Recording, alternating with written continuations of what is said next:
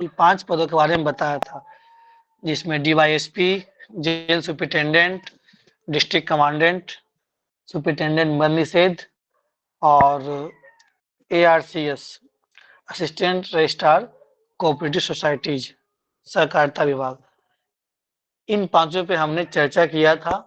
इनमें से किन्हीं को कुछ इस पे डाउट है या कुछ पूछना है तो पूछ सकते हैं, अदरवाइज हम लोग अगले पद पे बढ़ेंगे, उसके बारे में बताएंगे।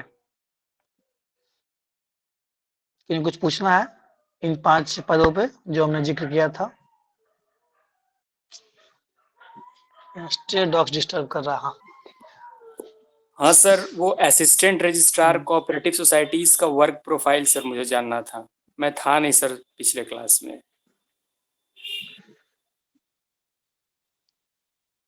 ठीक है, मैं इस पे चर्चा कर देता हूँ। किन्हीं को कुछ पूछना है इसके अलावा?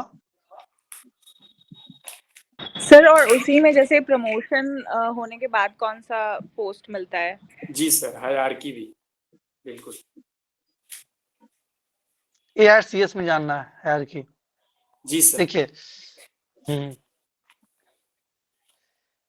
असिस्टेंट रजिस्ट्रार, पहले तो ये वर्क कल्चर जान लीजिए, इनका वर्क प्रोफाइल क्या है। इससे पहले हमने जिक्र किया था कि जो प्रखंड में एक होते हैं पदाधिकारी, उनका नाम है BCO, block cooperative extension officer, प्रखंड सहकारिता प्रसार पदाधिकारी। तो एक ब्लॉक में एक बीसीओ होते हैं। इस तरह से मान लिए अगर 10 ब्लॉक है एक जिले में, तो 10 ब्लॉक के सारी की स्थापना एआरसीएस के पास होती है। कहने का मतलब ये कि जो बीसीओ का कार्य का पर्यवेक्षण, मॉनिटरिंग एआरसीएस के द्वारा ही किया जाता है। उसकी सैलरी, उसकी स्थापना, उसकी छुट्टी एआरसीएस ही देते हैं।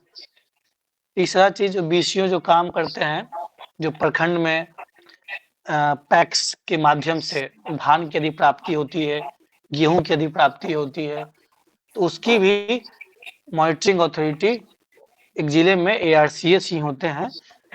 जिला सहकारिता पदाधिकारी भी होते हैं, डिस्ट्रिक्ट कोऑपरेटिव ऑफिसर। लेकिन ओवरऑल स्थापना से लेके वर्क सारा कुछ एआरसीएस ही देखते हैं, असिस्टेंट रजिस्ट्रार। सबसे महत्वपूर्ण काम होता है कि जो प्रत्येक पंचायत में पैक्स होते हैं, उस पैक्स का जो भी सदस्य होते हैं उसका नॉमिनेशन करना, मतलब एडिशनल पैक्स सदस्य में जो भी अगर नए नाम जुड़ने चाहते हैं या पैक्स अध्यक्ष का चुनाव होता है, तो उसमें सारा जिम्मेवारी एआरसीएस के ही। देखिए, इसका नाम ही है रजिस्ट्रार। रजिस्ट्रार का मतलब क्या है कि जो पंचायत में, एक पंचायत में एक पैक्स होंगे।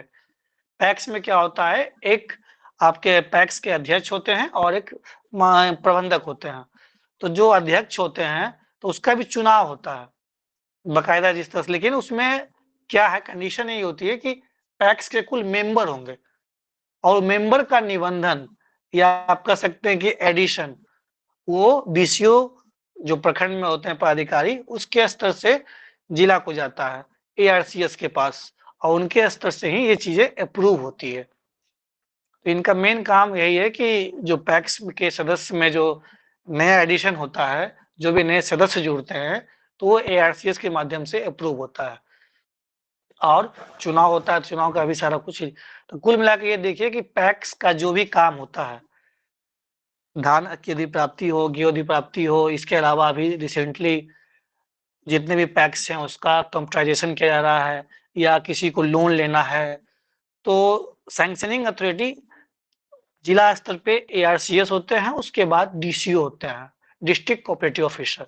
लेकिन सबसे पहले मेन जो फॉरवर्डिंग होते हैं बीसीओ करते हैं, लेकिन कुल मिलाकर के एआरसीएस के पास ठीक ठाक, क्योंकि सारा बीसीओ का मॉनिटरिंग करना है, उसकी जो भी प्रोग्रेस रिपोर्ट है, एसीआर लिखना है, सैलरी देना है, और पूरे उस जिले में कितनी यदि प्राप्ति हुई नहीं हुई, तो वो सारा काम। इसलिए एआरसीएस के बाद जो आपका नेक्स्ट प्रमोशन होता है वो डीसीओ होता है, जिला कोऑपरेटिव ऑफिसर। और वो साथ में सेंट्रल कोऑपरेटिव बैंक होता है एक जिला में, जो कि कोऑपरेटिव बैंक होता है, उसी के माध्यम से टैक्स वगैरह को लोन मिलता है, तो उसके भी महाप्रबंधक के तौर पे डीसीओ होते हैं। और इस इनका जो हायरार्की है, जैसे कि अभी जिला में है उसके बाद कमिश्नरी है, और कमिश्नरी के बाद फिर विभागीय तौर से होता है, जिसमें आपका उप सचिव, बस उसमें अंतर इतना ही होता है कि आपका नाम बस चेंज हो जाता है, उप सचिव सहकारिता विभाग। आप उप सचिव के बाद आपका ज्वाइंट सेक्रेटरी है, ज्वाइंट सेक्रेटरी के बाद एडिशनल सेक्रेटरी होता है। तो विभाग में तो पद का नाम तो लगभग वही है, उप सचिव, अफसर सचिव, लेकिन मेन आपका यहाँ पे जो पद है ARCS के बाद लगभग 7-8 साल के बाद ही DCO बनते हैं।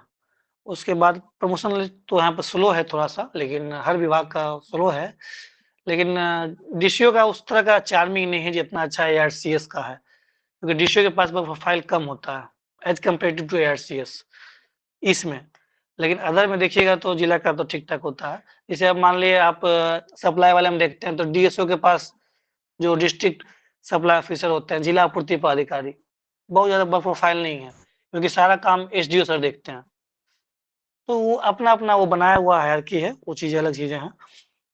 लेकिन सहकारिता विभाग का ये ARCS अगर आप देखेंगे सिविल पोस्ट में, तो इस बार जो पद आए हैं उसमें से एक बेहतर पद ये है ARCS का। बताइए, कुछ समझ में नहीं आओ तो बताइए, इसमें कुल मिला के पैक्स का ही है। हाँ बताइए। सर ये ARCC सर डिस्ट्रिक्ट लेवल पर होते हैं कि सब डिवीजन लेवल पर? ये नहीं, ये डिस्ट्रिक्ट लेवल पे होते हैं। Okay sir. और कहीं कहीं होता है क्या, ARCS का मतलब जहाँ DCO नहीं होते हैं तो ARCS ही DCO के चार्ज में होते हैं। बताइए रोशन जी। लेवल 9 का है कि लेवल 7 का सर? नहीं, लाइन का पद है।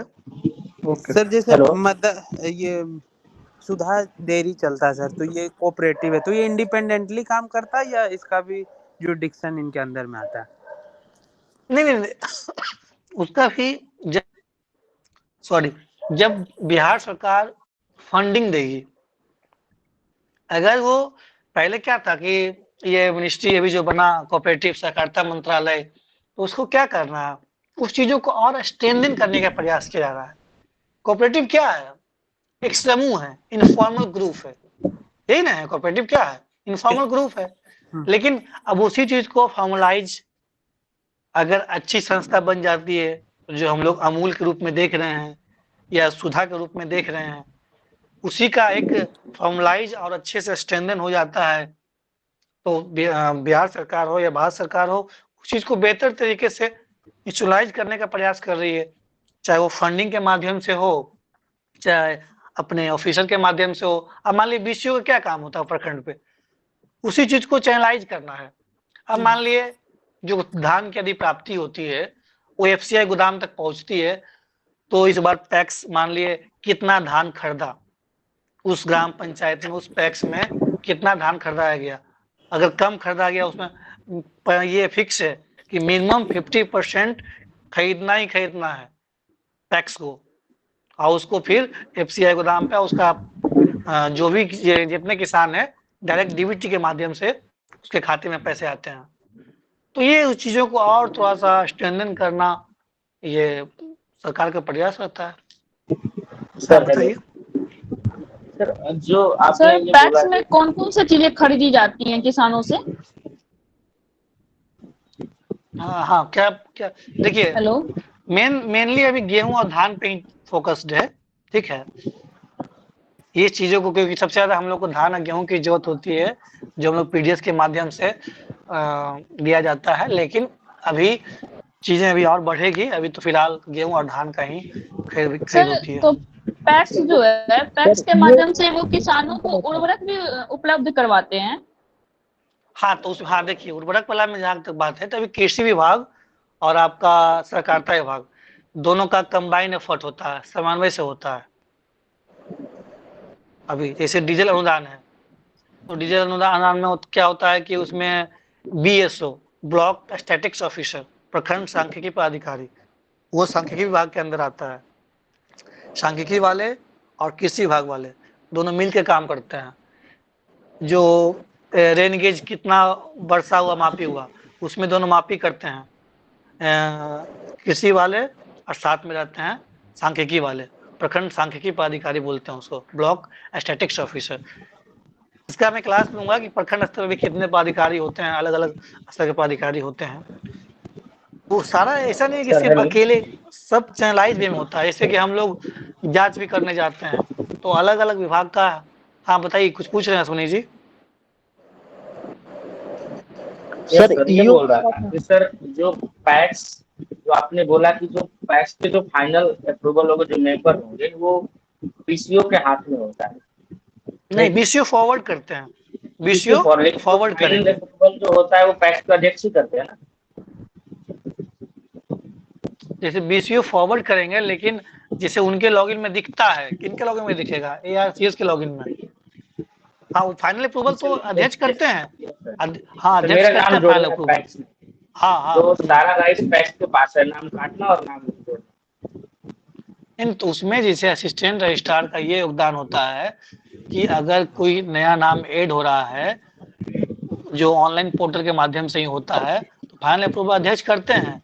लेकिन ये जो आपके बीसीओ हैं, वो यहाँ से मैसेज पहले जाएगा, उनके लॉगिन में जाता है, एआरसीएस के लॉगिन में, ठीक है। उसके बाद ही होता है ऐड, तब फाइनल अप्रूवल फिर जो संबंधित अध्यक्ष है वो करेंगे, क्योंकि बीसीओ सर के पास ये पावर नहीं है।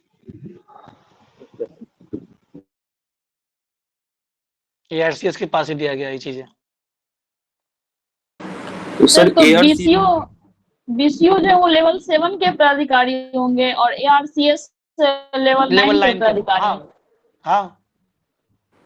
फॉरवर्डिंग सर मतलब ये क्या समझे? यहाँ से ये लिस्ट भेजा गया या ऑनलाइन पोर्टल पे दिखता है उनके लॉगिन में, एआरसीएस के लॉगिन में दिखता है, वो चीजें समझ। देखिए, अभी आप लोग को इतना ये जानना है कि क्या फंक्शन है, क्या वर्क प्रोफाइल है। हाँ बताइए, क्या सर ये पूछ रहे हैं? एआरसीएस जो है सिर्फ पैक्स के डोमेन में ही मतलब इनका वर्क एरिया है, कहने का मतलब जैसे जितने भी हाँ अदर कोऑपरेटिव हाँ, जैसे। सहकारिता, जैसे देखिए आपका जो कोऑपरेटिव बैंक है उसमें भी इनका है। अच्छा, जो लोन मिल रहा है, नहीं हो रहा है, उसको डीसीओ, और अगर डीसीओ नहीं है तो एआरसीएस ही देखते हैं। डीसीओ की अनुपस्थिति में सारा काम एआरसीएस ही देखते हैं। जैसे सर शुगर केन कोऑपरेटिव जैसे जिस तरीके से जैसे फार्मर्स का कोऑपरेटिव होता है तो उनका हाँ, रजिस्ट्रेशन पीओ, हाँ बिल्कुल। तो उस क्षेत्र में अगर किसी तरह का, अभी तो उतना स्ट्रांग नहीं हुआ ना, जहां जहां स्ट्रांग है, जहां जहां मान लिया पीओ बना हुआ है, अब फुल जहाँ पीओ बना हुआ है तो वहां पे अगर किसी तरह का असिस्टेंस चाहिए होता है तो फिर पदाधिकारी मदद करते हैं, चाहे बीसीओ हो या जिला स्तर पे एआरसीएस और डीसीओ साहब। जैसे शुगर केन का कोऑपरेटिव यदि कोई बनाना चाहते हैं तो पहले ही इस ऑफिस में अप्लाई करना होगा, हाँ मतलब बिल्कुल ये कर सकते अधिकारी हैं। के हाँ, अंदर आए। ठीक।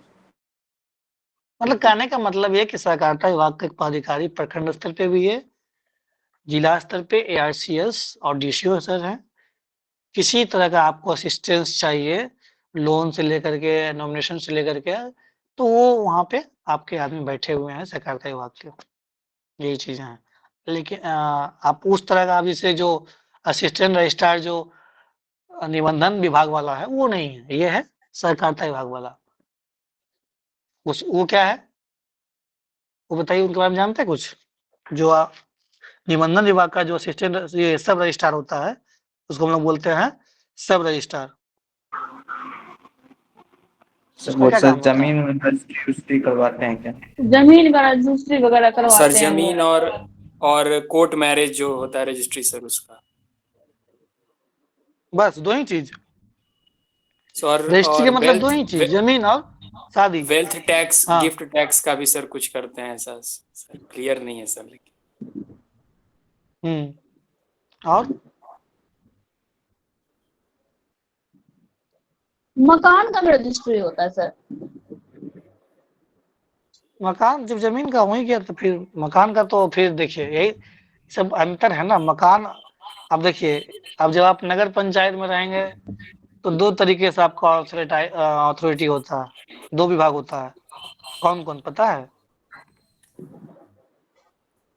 नगर पंचायत जब और कार्यपालक पदाधिकारी। जब आपकी जमीन नगर पंचायत में है तो उसमें दो विभाग आपका मॉनिटरिंग करता है, मतलब आपके जमीन का। मतलब कहने का मतलब जमीन राजस्व विभाग के अंदर आ गया, ठीक है, और आपका मकान नगर विकास विभाग के अंदर आ गया। मतलब मकान का टैक्स आप किसको भरेंगे? नगर विकास विभाग को। जमीन का टैक्स किसको भरेंगे आप?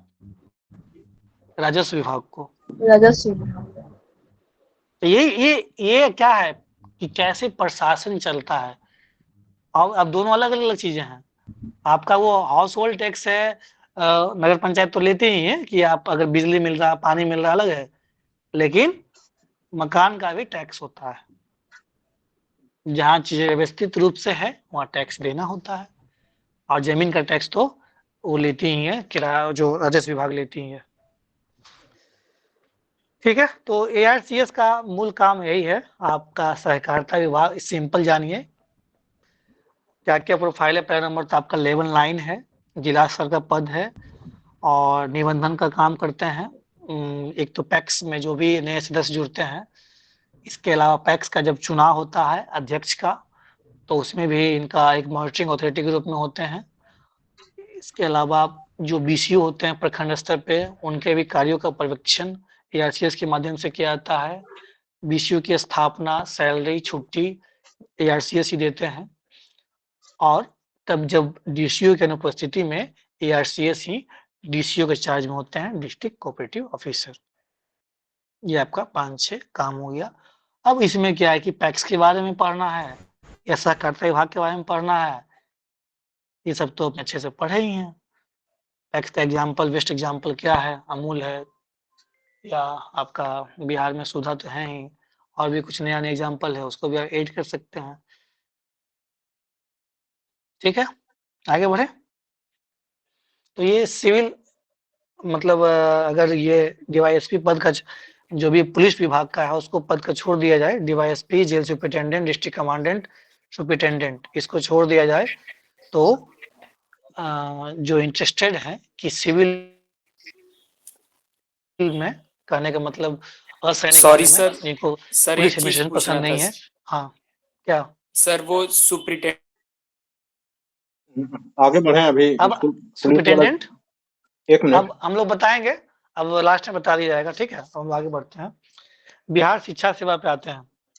देखिए, बिहार शिक्षा सेवा, देखिए दोनों अलग अलग चीजें हैं। एक आप लोग बहुत चर्चा में रहा था कि BEO, जब से के पाठक ACS बने थे, ACS, तो बिहार शिक्षा सेवा का एक तो सबसे ब्लॉक स्तर पे पद होता है, उसका नाम है BEO, ब्लॉक एजुकेशन ऑफिसर, प्रखंड शिक्षा पदाधिकारी। लेकिन इसकी नियुक्ति BPSC के माध्यम से नहीं होती है, इसकी नियुक्ति अलग तरीके से होती है, BSSC के माध्यम से होती है।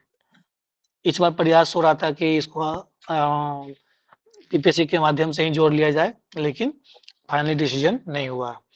अभी फिलहाल जो बिहार शिक्षा सेवा में जो नियुक्ति होती है वो जिला स्तर पे होती है। वो लेवल 9 का पद होता है, गजेटेड है, DDO है। एक जिला में आप जब प्रखंड में क्या होता है BEO, उसी तरह से जिला में होते हैं DEO, डिस्ट्रिक्ट एजुकेशन ऑफिसर, जिला शिक्षा पदाधिकारी। लेकिन अब इतना मान लिए एक प्रखंड में लगभग 100 स्कूल है। अब एक जिला में मान लिए 10 प्रखंड है, तो 1000 स्कूल हो गए। तो 1000 स्कूल को कंट्रोलिंग करना, मॉनिटरिंग करना एक DO से संभव नहीं है। उसके लिए अलग अलग संवर्ग बनाया गया है।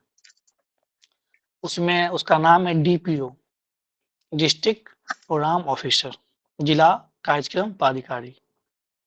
उसमें अलग अलग होते हैं MDM, मिड डे मील, स्थापना, जितने भी शिक्षक हैं, अगर किसी तरह का मामला अगर वहां से नहीं सुलझा BEO स्तर से, तो फिर यहीं पे सुलझेगा, चाहे वो सैलरी को लेकर के हो, एब्सेंटी को लेकर के हो। माध्यमिक शिक्षा होता है, उसके भी होते हैं, और सर्व शिक्षा अभियान। तो ये 3-4 DPO होते हैं जो कि DO को असिस्ट करते हैं, किसी भी तरह का समस्या हो उसके बाद सारा काम DO देखते हैं। लेकिन अब मान लीजिए कोई भी स्थापना का मामला है तो पहले DPO देखेंगे, उनके स्तर से नहीं होगा तब DO के स्तर से जाएगा। उसी तरह से MDM, मिड डे मील, जितना भी उस प्रखंड में है, उस ब्लॉक जिले में है, तो वो मीटिंग लेते हैं, DPO ही मीटिंग लेते हैं। बीईओ का, और डीओ साहब भी रहते हैं। लेकिन आमतौर पे क्या होता है कि डीपीओ ही मीटिंग लिए, जितने भी बीईओ हैं, क्या डेवलपमेंट है मिड डे मील का, या खाना क्या मिल रहा है, किस तरह की क्वालिटी मिल रही है, या बैग की तभी मिल रहा है, बैग की बटा कि नहीं बटा, जो भी अलग अलग विभाग उसमें बटा हुआ है, स्थापना है, एमडीएम है, माध्यमिक शिक्षा है, सर्व शिक्षा अभियान है। अब सर्व शिक्षा अभियान में क्या है, एजुकेशन मिल रहा है कि नहीं मिल रहा है, सब जगह लैब खुला है कि नहीं खुला, कंप्यूटर लैब का सर बात है, कितने, हाँ बताइए। सर बीईओ की नियुक्ति कैसे होती है, जो आपने अभी बताया कि उसका बीईओ की नियुक्ति अभी बीएसएससी के स्तर से ही हो रही है, अभी ये इसके स्तर से नहीं है, सर बीपीएससी के स्तर से नहीं है। सर ये डीपीओ जो होते हैं वो मिड डे हम्म, मील के लिए अलग डीपीओ होंगे, सैलरी के लिए अलग डीपीओ हाँ, होंगे, सर्व स्थापना के लिए, शिक्षा हाँ अभियान के लिए हाँ। अलग डीपीओ होंगे। हम्म, तो एक जिले में सर कितने डीपीओ हो सकते हैं? 5 4 मिनिमम 5 4 5 तो रहते ही हैं। ओके ठीक है। तो सर ये मिनिमम जो 4 5 पंचायत होते हैं। सर जो पंचायत शिक्षक बताइए। होते हैं, जो पंचायत शिक्षक होते हैं उनका जो लुक आफ्टर है वो बीपीआरओ सर करते हैं, ऐसा है क्या? उसमें वो अलग चीज है, मैं आ रहा हूँ उस पे। देखिए, पहले सर को बताने दीजिए, उसके बाद क्वेश्चन ले लीजिएगा, ये तो लिंक टूट जाता है। बताइए सर। ठीक है, तो ये काम समझ, देखिए उस नाम से क्लियर है कि अब आपको कौन सा मिलता है काम, एमडीएम का मिलता है, मिड डे मील का मिलता है, माध्यमिक शिक्षा के मिलता है, उच्च शिक्षा के मिलता है, या स्थापना मिलता है, सर्व शिक्षा अभियान का मिलता है, कौन सा काम मिलता है। अब जैसा काम है उस हिसाब से आपको मॉनिटरिंग करनी है वाया बीईओ, और आपका मन है तो आप भी जाके फील्ड में जाके चेक करिए। जैसे हम लोग को अभी कल आज ही निकला है कि सभी ऊपर से आदेश आया है एसीएस सर का कि प्रत्येक जितने भी प्रखंड स्तरीय पदाधिकारी हैं सभी को स्कूल जांच करना है, सब लोग को 12 स्कूल मिला जांच करने के लिए। अब उसमें फॉर्मेट है इतना बड़ा लंबा सा, तो कहने का मतलब ये है कि अगर डीपीओ स्वतंत्र हैं, अपने जो भी विभाग है या शिक्षा विभाग में जो भी चीजें हो रही है, ऐसा नहीं है कि सिर्फ मिड डे मील का ही करेंगे, ऐसा कुछ नहीं है, तो अपने जाकर के देख सकते हैं, मॉनिटरिंग करें। तो कुल मिला के बीईओ के माध्यम से जो भी शिक्षा विभाग की योजनाएं हैं उसको इम्प्लीमेंट करवाना। आप अब जो भी योजना है, अभी से कुछ रिसेंट योजनाएं पता ही होनी चाहिए, जैसे अभी ई शिक्षा कोष के बारे में आप लोग अच्छे से जानते होंगे, क्या है ई शिक्षा कोष? Have you heard the name? Name भी नहीं सुने हैं? हाँ, सर बच्चों की ई शिक्षा कोष उपस्थिति का और नाम शिक्षक सुना की, है?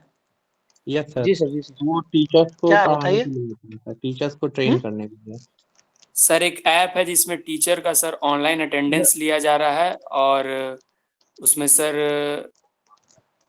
तो प्रेजेंट में तो सर वो हेडमास्टर को भी उसमें ऐड किया गया एडमिन के रूप में, ताकि अगर टीचर अटेंडेंस अपना नहीं दे पा रहे अच्छे से।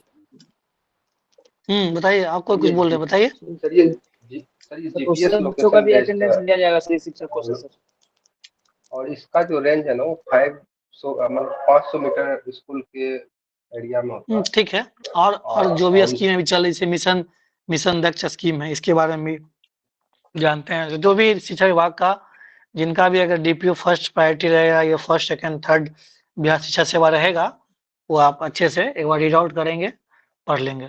कम से कम तो टॉप 5 पोस्ट और लास्ट का 3 पोस्ट 2 पोस्ट इसको जरूर, जैसे कि आपने लास्ट में क्यों रखा, तो इसका एक मतलब सही रीजन होना चाहिए, और साथ साथ उसका फंक्शन भी प्रोफाइल भी पता होना चाहिए। इसलिए मैं सारा बता दे रहा हूँ कि आप लोग इतना, क्योंकि आपको अल्टीमेटली एडमिनिस्ट्रेशन में ही काम करना है, तो आपसे उम्मीद की जाती है आपको सभी एडमिनिस्ट्रेशन के बारे में, सभी एडमिनिस्ट्रेटिव पोस्ट के बारे में पता हो। ठीक है, चलिए अब इसमें आप पूछिए, अब क्या पूछ रहे थे बताइए। शिक्षा से कुछ पूछना है, बिहार शिक्षा सेवा से? सर प्रमोशन कैसे होता है सर? प्रमोशन का देखिए, जिला के बाद आप कमिश्नरी के बाद डायरेक्ट आप, इसमें कमिश्नरी भी नहीं होगा, डायरेक्ट वही है विभाग, जिला के बाद विभाग डायरेक्ट। इसमें डायरेक्टर है, उसमें बहुत, इसमें वही चीज है, इसमें भी इसमें होता है under secretary, deputy secretary, joint secretary, additional secretary. अब इसमें देखिए, जैसे यहाँ पे डीपीओ चलता है ना, वहाँ पे डायरेक्टर चलता है, विभाग में डायरेक्टर होता है, डिप्टी डायरेक्टर होता है। डायरेक्टर।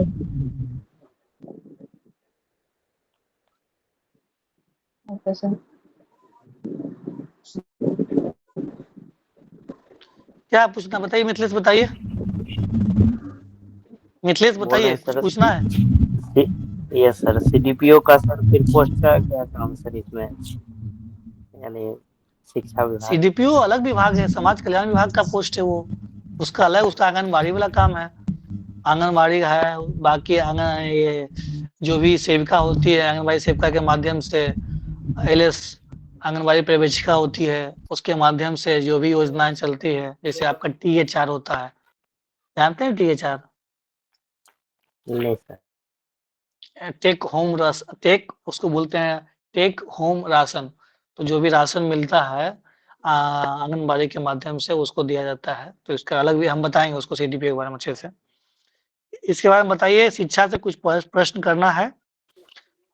सर ये मुझे पूछना था कि सर जो आपने बोला था कि ब्लॉक एजुकेशन ऑफिसर BSSC के थ्रू होते हैं, लेकिन सर हम लोग सुनते हैं कि वो बुनियादी स्कूल के शायद टीचर या प्रिंसिपल को भी बनाया जाता है, तो सर ऐसा है क्या? प्रमोशन होके भी बनते हैं, जी सर। आधा प्रमोशन होके बनते हैं। हमको लग रहा है कि 33% कुछ इस तरह का है, उसमें है एग्जैक्टली मुझे याद नहीं है, बट उसमें कुछ सीट जो है प्रमोशन से भर जाते हैं, कुछ सीट मतलब बीपीएससी से नहीं आते हैं, दूसरे तरीके से आते हैं। लेकिन ये है कि कुछ सीट प्रमोशन से भर जाते हैं, कुछ अलग जो आपका रिक्रूटमेंट बॉडी है उससे आता है, एसएससी ही है शायद बीएसएससी जो, लेकिन इससे बीपीएससी से नहीं आता।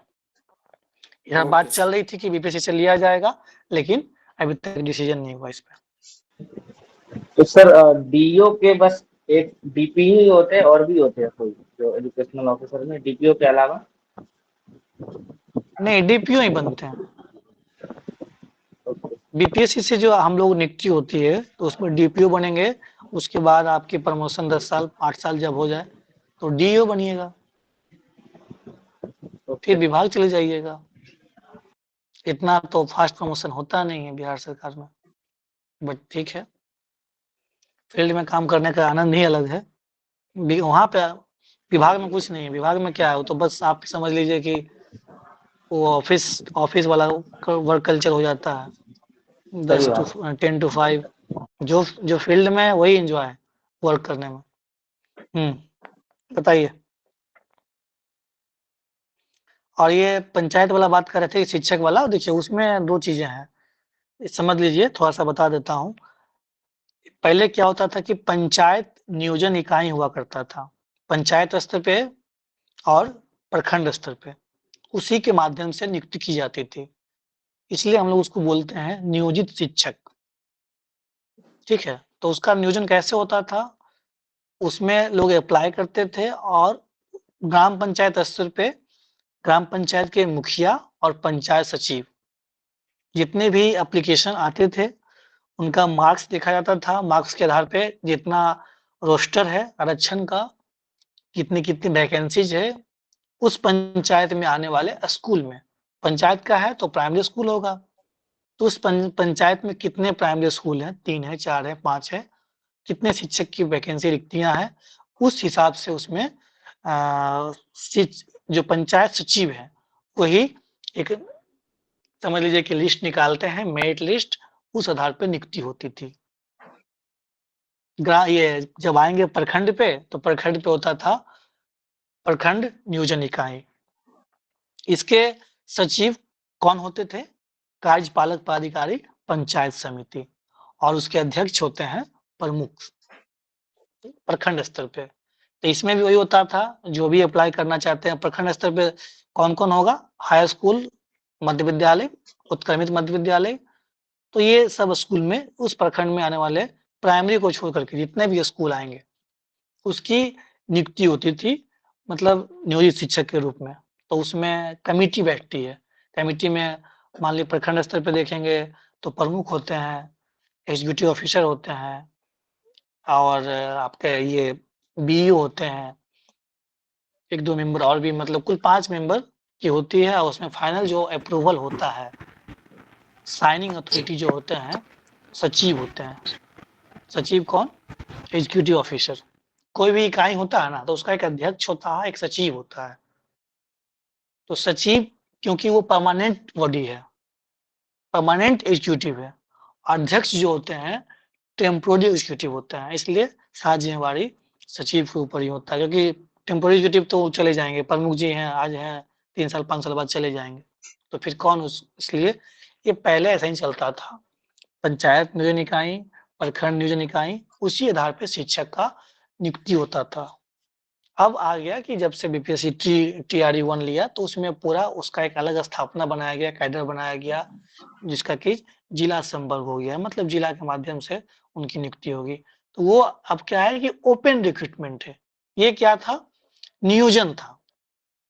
नियोजन रिक्रूटमेंट में अंतर है, क्योंकि ये क्या है, इनका जो सोशल सिक्योरिटी है, चाहे वो PF हो या बाकी जो कंट्रीब्यूशन होता है, मेडिकल इंश्योरेंस हो, उस तरीके से नहीं मिलता है जो एक परमानेंट एम्प्लॉय को मिलता है। दैट्स वाई ये कंसेप्ट लाया गया था। तो उसमें थोड़ा सा ट्रांसपेरेंसी की कमी होती थी, पंचायत स्तर पे भी या प्रखंड स्तर पे भी। सबसे बड़ी बात है कि उसके एक तरह से अध्यक्ष जो आपके टेम्पोररी एग्जीक्यूटिव होते हैं, अब मान ली बीपीएससी का चेयरमैन बना दीजिएगा किसी राजनीतिक व्यक्ति को, तो फिर क्या हाल होगा, वो तो ठीक नहीं है किसी के मतलब भविष्य के लिए। तो इस तरह से थोड़ा सा उसमें ट्रांसपेरेंसी की कमी थी और बहुत सारे मामले, इसलिए उस चीज को चेंज करके बीपीएससी के माध्यम से नियुक्ति की गई। तभी कहीं न कहीं उसका एक वजह ये भी रहा है कि शिक्षा का स्तर जो गिरा या शिक्षक नहीं पढ़ाने जाते थे, क्योंकि हुआ कि लोकल स्तर पे नियुक्ति हो गई और लोग 1 घंटा क्लास लेने के बाद गायब हो गए, या गलत तरीके से भी कोई कई जगह नियुक्ति हो गई जो एफिशिएंट नहीं थे। तो क्योंकि उसमें मुखिया होते थे, हेड अध्यक्ष, पंचायत सचिव को उतना तो दबाव बनाया जाता है, तो आदमी इसलिए प्रयास किया कि नहीं, सब चीजें को चेंज करके ये नियोजन इकाई वाला कंसेप्ट हटा दिया गया है। ठीक है, तो अब फिलहाल बस यही था अंतर कि पंचायत नियोजन इकाई हुआ करता था, प्रखंड नियोजन इकाई हुआ करता था और उसका नाम था नियोजित शिक्षक। अब क्या है, अब वो कैडर उसका जिला आ गया। सर दो समझ में छोटा आया सा चीजें? क्वेश्चन। हाँ तो पहला कि ये जो उत्क्रमित विद्यालय है, यह क्या है, और दूसरा सर जो विद्यालय अनुसूचित जनजाति जो जिसके नाम से विद्यालय होते हैं, जैसे कि जो मेरे विद्यालय का नाम था अनुसूचित जनजाति मध्य विद्यालय, पर उसमें सारे वर्ग के लोग पढ़ते थे, तो ये कोई रिस्ट्रिक्शन नहीं है ना कि अगर स्कूल का नाम है तो उसी कास्ट के लोग नहीं, मैं बता रहा हूँ। हाँ ठीक है, पहला उत्क्रमित का मतलब ये हुआ कि जैसे कि वो पहले वो प्राइमरी था, ठीक है, तो प्राइमरी को उसको अगर स्ट्रेंथ बढ़ा करके कमरे की कैपेसिटी बढ़ा करके और उसको क्या कर दिया गया, उत्क्रमित नाम रख दिया गया, क्योंकि पहले ये उत्क्रमित का मतलब ये है कि पहले वो प्राइमरी था, उसको अपराइज करके उत्क्रमित बना दिया गया, अपग्रेड कर दिया गया, इसलिए उसका नाम रख दिया अपग्रेडेड। हाँ, उसको बोलते हैं इंग्लिश में अपग्रेडेड, तो वही है, इसलिए उत्क्रमित है वो। और दूसरा क्या प्रश्न था आपका? सर जो विद्यालय के नाम होते हैं अनुसूचित जनजाति विद्यालय, नाम देखिए इसलिए रखा गया है क्योंकि उस क्षेत्र में अगर जनसंख्या ज्यादा होती है, ठीक है, तो उस हिसाब से नाम भी रख दिया जाता है, उनके डिग्निटी या उनके रिस्पेक्ट के तौर पे, उस कम्युनिटी के रिस्पेक्ट के तौर पे। ऐसा कुछ नहीं है कि उसमें सभी लोग नहीं पढ़ेंगे। तुषार जी बताइए। बुनियादी विद्यालय, बुनियादी विद्यालय तो आपका ये जो एग्जाम होता है शायद हम प्रौढ़ शिक्षा वाला उससे संबंधित होगा। बुनियादी विद्यालय तो बेसिक जिसको कुछ नहीं आता है वो उन लोगों के लिए था, प्रौढ़ शिक्षा वाला था। एक उर्दू विद्यालय भी रहता है, तो जो मुस्लिम बहुल इलाकों में रहता है उसको उर्दू विद्यालय बोला जाता है, उसका नाम उस तरीके से दिया जाता है। उसमें अंतर यही रहता है कि जब मुसलमानों के कोई त्योहार होते हैं तो उनमें उनको छुट्टी थोड़ा सा ज्यादा रहता है और इधर वालों को कम रहता है, तो इस तरीके से अलग अलग कुछ बनाए गए हैं, लेकिन मेन कोई डिफरेंस किसी विद्यालय में नहीं है। ऐसा नहीं कि आप उसमें जाके पढ़ नहीं सकते हैं। एक सर होता है राजकीय, एक मदरसा भी होता है सर। हाँ होता है मदरसा, तो अभी तो ही बता रहे थे ना कि जो भी उनका अलग फंडिंग होता है अल्पसंख्यक कल्याण विभाग के माध्यम से, और स्पेशली जो आपके मुस्लिम कम्युनिटी के हैं वो लोग पढ़ने जाते हैं, और तो अभी भी तो चल रहा है, और उसका एक अलग बोर्ड भी है, मदरसा बोर्ड होता है, उसका अल्पसंख्यक कल्याण विभाग ही देखती है उसकी सारी चीजें। सर एक राजकीयकृत उच्च विद्यालय होता है, राजकीयकृत क्या होता है? राजकीयकृत, हाँ, राजकीयकृत मतलब वही होगी कि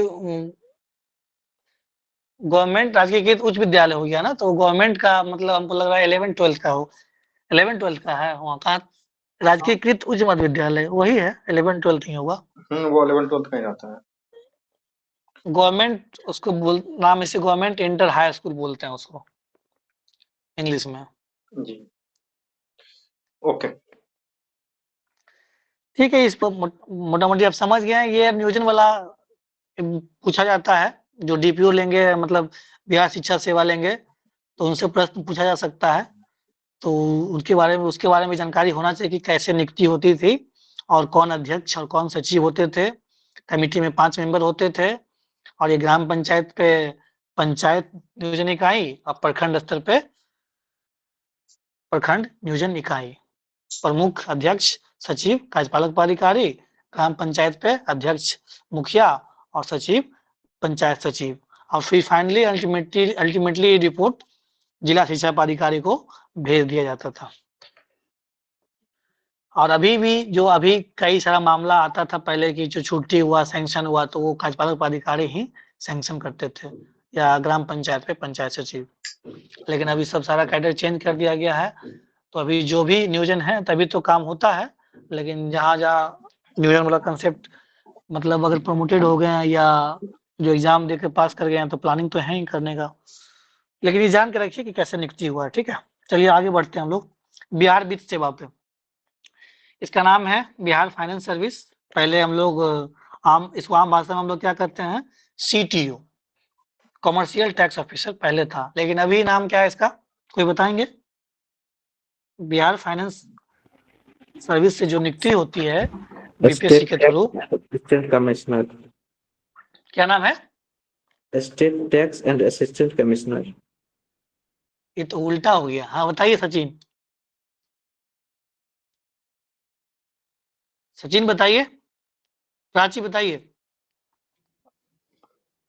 assistant commissioner of state tax. ठीक है।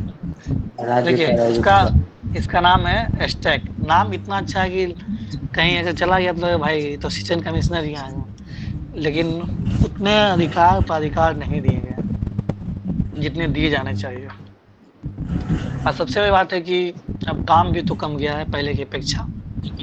पहले था कि बहुत सारे टैक्सेज हुआ करते थे, अब शायद टैक्स को एक कंसोलिडेट करके GST बना दिया गया है। और इसके ऊपर जो होता है आपका ज्वाइंट कमिश्नर, ये जो है assistant commissioner of state tax है और वो होते हैं joint commissioner of state tax, ठीक है।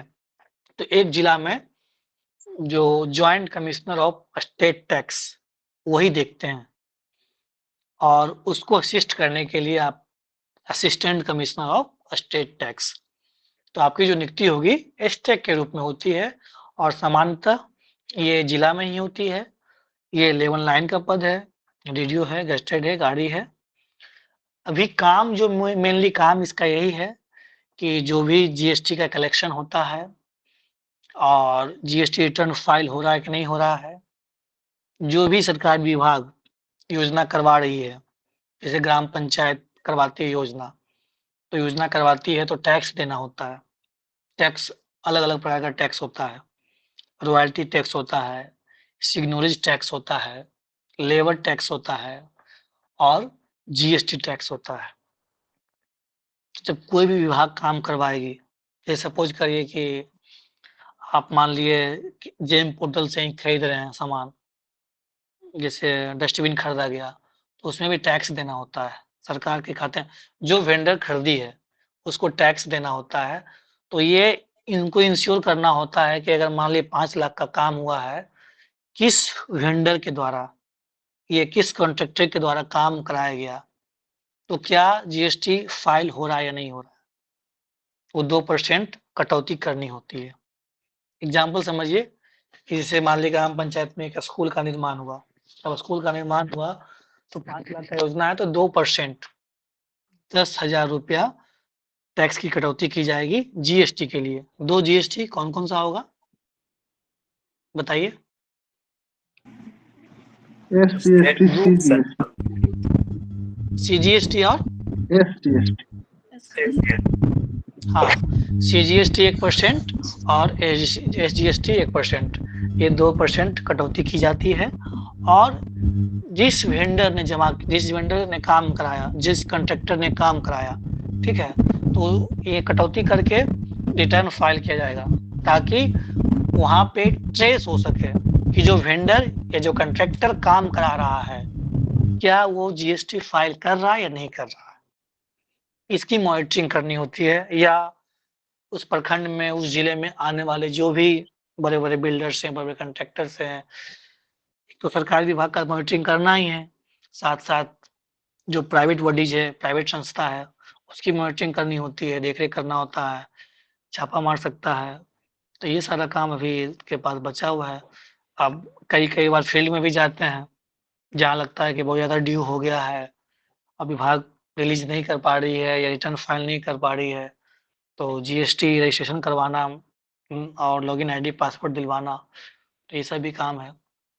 तो कुल मिला के अभी इसका टोटली कंप्यूटराइज हो गया है। फील्ड पे यही काम है कि आप जाके देखिए कौन विभाग काज करा करके भी टैक्स का फाइल नहीं कर रही है, या कॉन्ट्रैक्टर जो भी है। इसके अलावा प्राइवेट जो भी संस्थाएं हैं, उसको भी देख रेख कर, उसका भी मॉनिटरिंग करना। तो फिलहाल अभी यही काम है।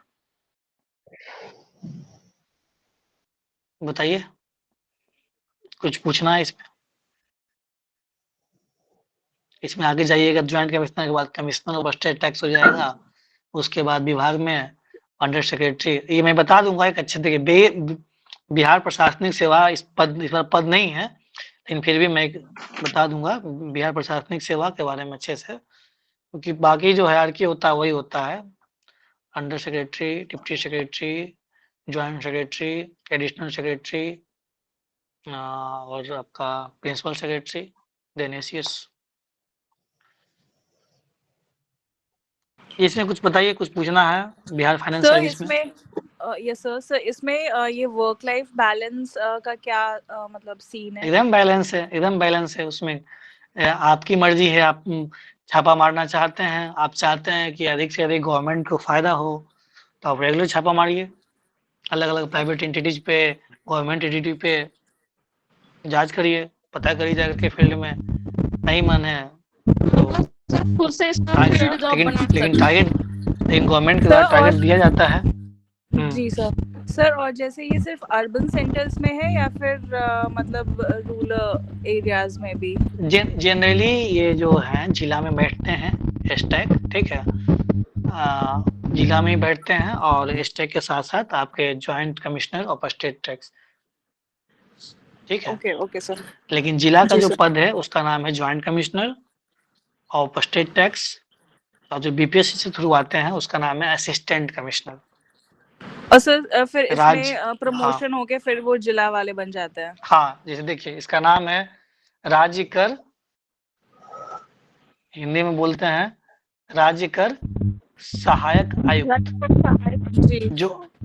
जो आपकी नियुक्ति होगी, उसके जब प्रमोशन होता है तो उसका नाम है राज्य कर संयुक्त आयुक्त, मतलब joint commissioner of state tax. Okay sir और कितने ईयर में प्रमोशन हो जाता है? देखिए प्रमोशन का तो ऐसा मोटा मोटी आपको 7-8 ईयर्स लग ही जाते हैं, अगर सब कुछ ठीक रहा तो। बिहार सरकार की एक यही कमी है कि अभी तक प्रमोशन का हायरार्की ठीक नहीं है, हर एक विभाग का। इट्स नॉट अबाउट बिहार शिक्षा सेवा या फाइनेंस सेवा, हर विभाग का ये है। सर और इसमें जैसे फिर ये सेंटर डेपुटेशन पे भी जाने का स्कोप होता है? सेंट्रल डेपुटेशन पे भी इसमें फिर जाने का स्कोप होता है आफ्टर प्रमोशन? नहीं, ऐसा तो डिपेंड करता है। Okay sir. ऐसा तो है नहीं, अभी ऐसा तो कुछ नहीं है इसमें, क्योंकि आपका बिहार BPSC का है तो सेवा से है। हाँ जी बिल्कुल, आप बिहार वित्त सेवा से हैं तो चांसेस तो नहीं है।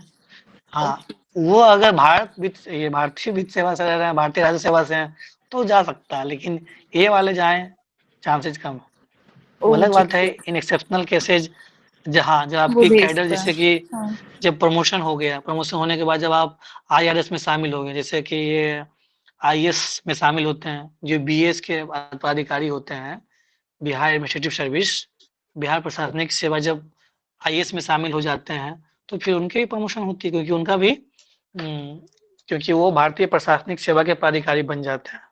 कब? लगभग 20 साल लगता है। अगर एज बचा रह गया तो ठीक है, आईएएस बनता है, उसे भी बनता है आईएएस, लेकिन जो आईएएस डायरेक्ट बनता है वो थोड़ी मजा आएगा। हाँ हाँ, कुछ बोल रहे हैं रुपेश सर? हाँ, वो प्रमोटी करके बोला भी जाता है। और तो उनकी एक अलग गुट रहती है कि भाई ये तो प्रमोट हो गया है, तो वो चीजें ठीक है, ठीक है। इसलिए और जैसे आज मैं स्टार्टिंग में बता भी रहा था कि जैसे आज ही न्यूज आया है कि बिहार के 11 बिहार पुलिस सेवा के अधिकारी का प्रमोशन जो है कि भारतीय पुलिस सेवा में हो गया है। उसी तरीके से बिहार प्रशासनिक सेवा के अधिकारी का जो है प्रमोशन वो भारतीय प्रशासनिक सेवा के अधिकारी में हो जाता है। आपको पता है कि 2/3 ऑफ द ऑफिसर जो बी मतलब कि आईएएस में आते हैं या आईपीएस में आते हैं, वो सेंट्रल गवर्नमेंट से आते हैं, और 1/3 जो होता है वो प्रमोशन से ही होता है। ये तो बिहार या किसी भी स्टेट से प्रमोशन से होने का रहता है।